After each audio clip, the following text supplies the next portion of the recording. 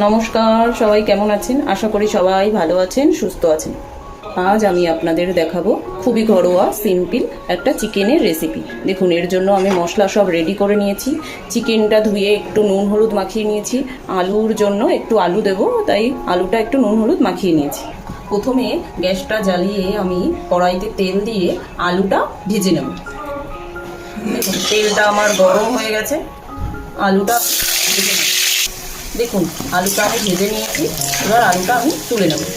এবার ওই তেলে দুটো তেজপাতা, একটা শুকনো লঙ্কা আর একটু জিরে ফোড়নে দিয়ে দেবো। ভালো করে নেড়ে এবার পেঁয়াজে অল্প পরিমাণ নুন দিয়ে পেঁয়াজটা একটু ঢাকা দিয়ে দেবো। গ্যাসের আগুনটা একটু কম করে নেব। পেঁয়াজটা ভাজা ভাজা হয়ে এসেছে। এখন এর ভিতরে টমেটোটা দিয়ে দেবো। এবার আদা বাটাটা দিয়ে দেবো। আদা বাটাটা দিয়ে আদার কাঁচা গন্ধটা যাতে চলে যায় খানিকটু নাড়িয়ে নেব। আদাটা নাড়িয়ে নিয়েছি।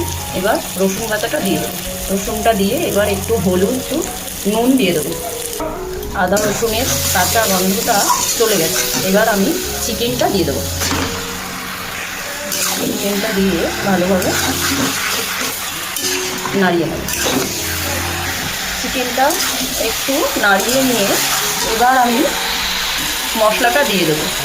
এর ভিতরে 1 চামচ লঙ্কার গুঁড়ো, 1 চামচ ধনে গুঁড়ো জলে ভিজিয়ে রেখে মশলাটা দিয়ে ভালো করে নাড়িয়ে আমি গ্যাস কমিয়ে একটু ঢেকে দেবো। চিকেনটা আমি ঢেকে দিয়েছিলাম, একটু নাড়িয়ে নেব। চিকেনে যেহেতু আমি কোনো কাঁচা লঙ্কা ইউজ করিনি, তাই 1 চামচ গোলমরিচের গুঁড়ো দিয়ে দেবো। আর কালারের জন্য একটু লাল লঙ্কার গুঁড়ো দিয়েছিলাম। এবার আলুটা আমি দিয়ে দেবো। আলুটা দিয়ে ভালো করে নাড়িয়ে একটু ঢেকে রাখবো। দেখুন, চিকেনটা আমার কষে এসেছে, তেল ছেড়ে দিয়েছে চিকেনে। এবার আমি একটু গরম জল দিয়ে দেবো। একটু গরম জল দেবো, আবার গ্যাস কমিয়ে আমি ঢেকে দেবো। মাংস আমার কষে গেছে। এবার আমি একটু ঘি দিয়ে দেবো। এবার মাংসে আমি জল দিয়ে দেবো।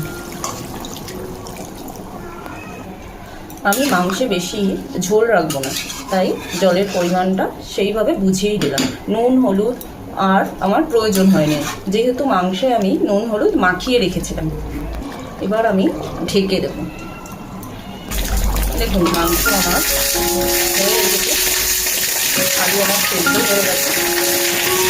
এবার গরম মশলা দিয়ে দেবো। এই গরম মশলাটা আপনারা তো জানেনই, আমার বাড়িতে বানানো।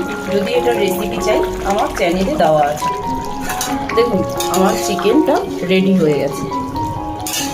যদি আপনাদের এই রেসিপিটা ভালো লেগে থাকে, তাহলে একটা লাইক করবেন, কমেন্ট করবেন, শেয়ার করবেন আর একটা সাবস্ক্রাইব করে দেবেন। ধন্যবাদ।